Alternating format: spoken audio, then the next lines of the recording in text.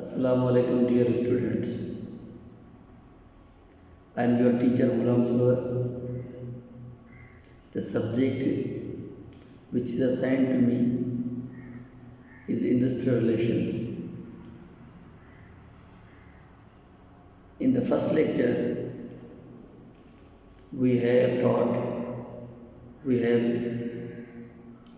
learned about the concept of the industrial relations. मां हिनखे थोरो वधीक एक्सप्लेन करण जी कोशिशि कंदुसि त जीअं तव्हांजो सब्जेक्ट जे बारे में कॉन्सेप्ट क्लियर हुजे।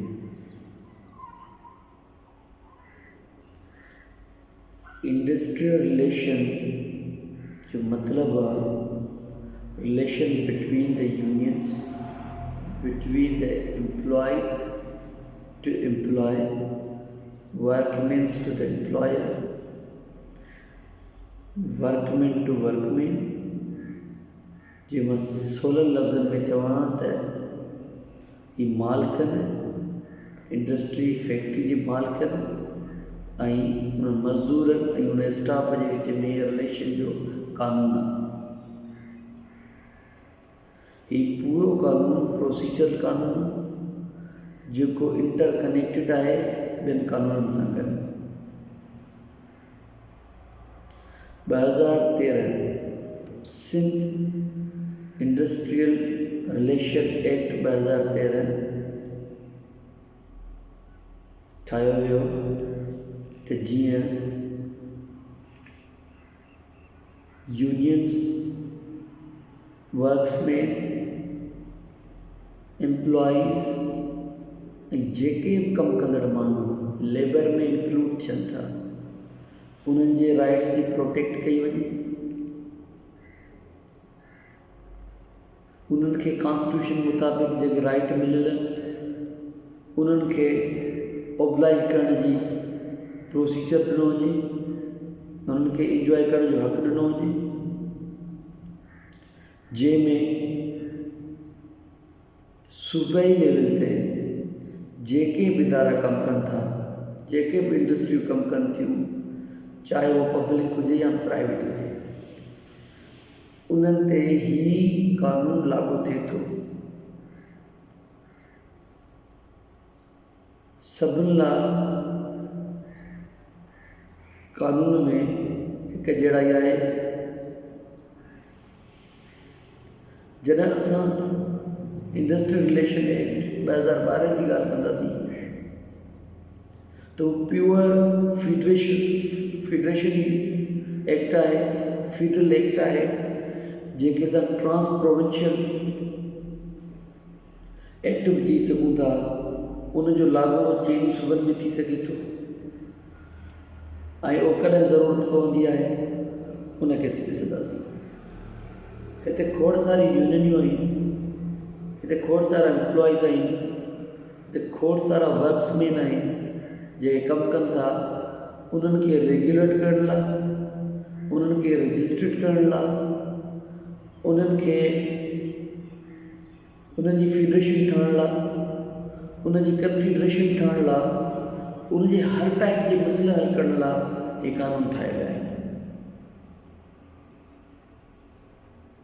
पहिरियां असां Sindh provincial act, industrial relation act खे थोरो मथां थोरो ॾिसंदासीं त जीअं तव्हां सम्झी सघो त हिन एक्ट में छा आहे ऐं हिन एक्ट जी रिक्वायरमेंट कहिड़ी आहे।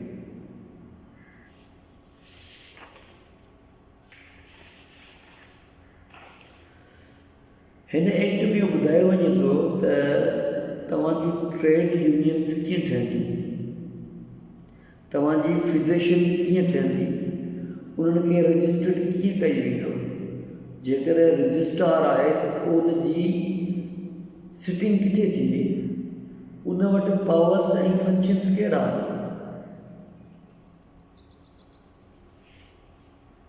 वरी जॾहिं असां फेडरेशन जी ॻाल्हि कंदासीं, जेको एक्ट असां पढ़ंदासीं पहिरियां, जेको आहे इंडस्ट्रियल रिलेशन एक्ट 2013, उहो ॿुधाईंदो असांखे फेडरेशन यूनियन कीअं ठहंदियूं, फेडरेशन ट्रेड यूनियन कीअं ठहंदियूं, भई सूबनि मां कीअं ठहनि थियूं, उनखे रजिस्टर्ड कीअं कयो वेंदो, उनजी रजिस्ट्रेशन जी रिक्वायरमेंट कहिड़ी आहे, उन में रजिस्ट्रार किथे हूंदो आहे, रजिस्ट्रार वटि कहिड़ा पावर आहिनि, उन्हनि मज़दूरनि जा कहिड़ा हक़ आहिनि, उन मज़दूरनि खे कहिड़ा पावर्स मिलियल आहिनि, हुननि खे स्ट्राइक जो राइट आहे या न आहे।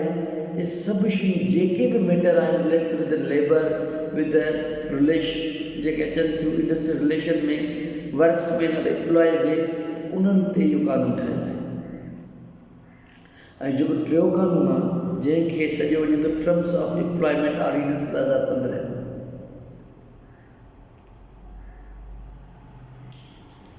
इन में कमर्शियल ऐं प्राइवेट जेके माण्हू कमु कनि था, चाहे वो कॉलेज हुजे, कंहिं बि इदारे में, चाहे वो कॉलेज हुजे, कोई शॉप हुजे, कोई इंडस्ट्री हुजे, कुझु बि हुजे, त जेके उन वर्क्स में एम्प्लॉयर या एम्प्लॉय सां प्रॉब्लम थियनि था त उहो पंहिंजे राइट खे प्रोटेक्ट करण लाइ, पंहिंजो राइट वठण लाइ the terms of employment ordinance 2005 जा एक्ट उन मुताबिक़ पंहिंजी डिमांड खे अवेल कंदो, जेको प्रोटेक्ट कंदो, पंहिंजे राइट्स खे प्रोटेक्ट कंदो in according to this act.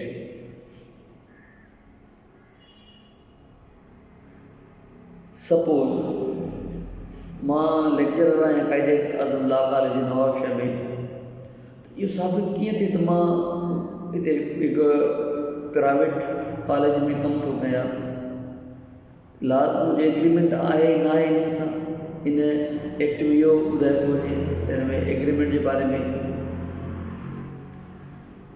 मुंहिंजी सैलरी डिसाइड थियल आहे न आहे थियल, जेकॾहिं मुंहिंजी सैलरी कट ऑफ कनि था, इवन मुंहिंजूं मोकलूं ज़ब्त करे छॾीनि था ऐं नथा ॾियनि, त पोइ मां हिन एक्ट तहत हिन जे ख़िलाफ़ु कार्रवाई करे सघां थो, एम्प्लॉयर्स मालिकनि जे ख़िलाफ़ु, एडमिनिस्ट्रेशन जे ख़िलाफ़ु। सपोज हिकु शॉपकीपर आहे,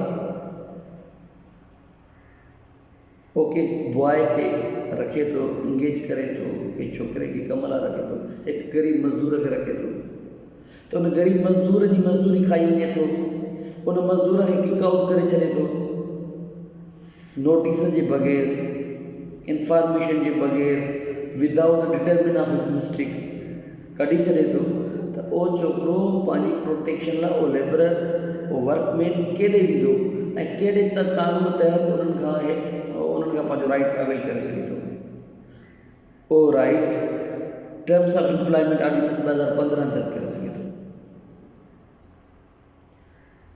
कुझु यूनियन, मां तव्हांखे थोरो ॿुधाईंदुसि त यूनियन कीअं ठहंदी आहे। यूनियन जेका आहे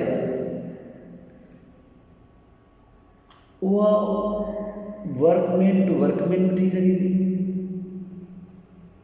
एम्प्लॉयर टू एम्प्लॉयर बि ठही सघे थी, ग्रुप यूनियन बि ठही सघे थी, डिपार्टमेंटल यूनियन बि ठही सघे थी। ईअं न आहे त सिर्फ़ु ही कानून सिर्फ़ु लेबर लाइ, वर्कमैन लाइ, ऐं लेबर में मालिक बची था वञनि, इंडस्ट्री जा मालिक बची था वञनि त उहे बि लेबर कनि था। सपोज़ हिकिड़ी शुगर मिल आहे, उनखे मालिक हलाए थो त उहो बि लेबर करे थो, पंहिंजी मज़दूरी करे थो, महिनत करे थो, जंहिंमें उहो आमदनी वठे थो, त उनखे बि राइट आहे त पंहिंजी यूनियन ठाहे। हाणे यूनियन ठाहिण जो तरीक़ो इहो आहे त मालिक सभु इंडस्ट्री जा मिली हिकिड़ी यूनियन ठाहिनि पंहिंजे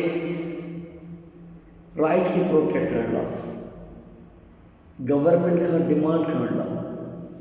पर मज़दूर पंहिंजी यूनियन ठाहे सघनि था, पंहिंजी पूरी इंडस्ट्री में ठाहे सघनि था, हिकु फैक्ट्री जे अंदरि पूरी यूनियन ठाहे सघनि था। इवन हर फैक्ट्री में डिपार्टमेंट थियल हूंदा आहिनि। सपोज़ जेकर शुगर वारो डिपार्टमेंट, शुगर मिल जो ॻाल्हि खणो इंडस्ट्री जी, त उन में इहो मेंशन थियल आहे, उन में इहो आहे त क्रैशिंग जो डिपार्टमेंट अलॻि आहे, खंडु ठाहिण जो डिपार्टमेंट अलॻि आहे, पैकिंग करण जो डिपार्टमेंट अलॻि आहे, सेल जो डिपार्टमेंट अलॻि आहे, इंडस्ट्री जो डिपार्टमेंट अलॻि आहे। जेकॾहिं हुते हिकु हिकु डिपार्टमेंट में 100 या 200 माण्हू थी था वञनि त उहे पंहिंजी हिकिड़ी यूनियन ठाहे सघनि था, हर को पंहिंजी यूनियन ठाहे सघे थो। पर इहो थी वेंदो जॾहिं इहो सिर्फ़ु उते ई ठाहींदा ऐं उन सूबे जे अंदरि ठाहींदा त इन्हनि ते कानून लागू थींदो, सिंध इंडस्ट्रियल रिलेशन एक्ट 2013। पर जेकर सिंध जा माण्हू या सिंध जा वर्कर्समैन एम्प्लॉइज़ मिल जा मालिकान पूरे पाकिस्तान में ठाहिणु चाहिनि था या सूबे खां ॿिए सूबे अंदरि ठाहिनि था, ट्रांस प्रोविंस ठाहिणु चाहिनि था, त पोइ उन्हनि ते क़ानून लागू थींदो 2012 इंडस्ट्रियल रिलेशन एक्ट। तव्हांखे मां ॿुधाए वियुसि विच में त ILO इंटरनेशनल लेबर ऑर्गेनाइजेशन जेका दुनिया जी लेवल जी हिकिड़ी ऑर्गेनाइजेशन ठहियल आहे, जेका स्विट्ज़रलैंड में मौजूदु आहे, जंहिंजी हेड ऑफिस जेका सॼी दुनिया खे कंट्रोल कंदी आहे त तव्हांखे इंडस्ट्रियूं, कारखाना, कंपनियूं according to the ILO organisation rules and regulation मुताबिक़ हलाइणी पवंदियूं। तव्हां मज़दूरनि खे उन्हनि जो अजूरो उन कानून मुताबिक़ ॾींदड़, उन्हनि जे राइट्स खे प्रोटेक्ट कंदड़, ऐं असां सभिनि खे उनजो छाजे करे Pakistan the part of the ILO खोड़ प्रोजेक्ट अहिड़ा जेके सिंध में जा हलनि पिया, पंजाब में हलनि पिया ILO जा, जंहिंमें रूल्स रेगुलेशन इवन असां वटि उन्हनि खे कानूनी तौरु उन्हनि ते अमल आहे, इम्प्लीमेंटेशन चाहे घटि आहे, पर उन्हनि जे थ्रू असां दुनिया खे ॿुधाईंदा त असीं we are the member of the ILO and we work according to the ILO rules and regulation. त कॉन्सेप्ट सब्जेक्ट जो हाणे वाज़े थी चुको आहे त रिलेशन जेका बि आहे उहा ॿुधाइणी आहे, उहा सम्झाए थो। उनजी जेके ट्रेड यूनियन ठाहिनि थियूं उनजो प्रोसीजर ॿुधाए थो वञे, प्रोसीजर ॿुधाए थो वञे त उहे रजिस्टर्ड यूनियन कीअं थींदियूं, उनजा फंक्शन्स कहिड़ा आहिनि, उन्हनि पावर कहिड़ा आहिनि, उनजा जेके एक्सपेंडिचर आहिनि उहे केरु ॾींदो, उनजा किथां ठहंदा आहिनि ख़र्च यूनियन जा, उनजा प्रोटेक्ट्स जेके राइट्स आहिनि उहे कीअं थींदा, हिकिड़ो तरीक़ेकार ॿुधायो आहे सब्जेक्ट में। इंशाअल्लाह नेक्स्ट लेक्चर में असां सब्जेक्ट खे पढ़ंदासीं ऐं तव्हां लाइ असाइनमेंट आहे त तव्हां ILO इंटरनेशनल लेबर ऑर्गेनाइजेशन ते हिकिड़ी असाइनमेंट ठाहियो जेका मूंखे तव्हां मोकिलियो। Thank U very much.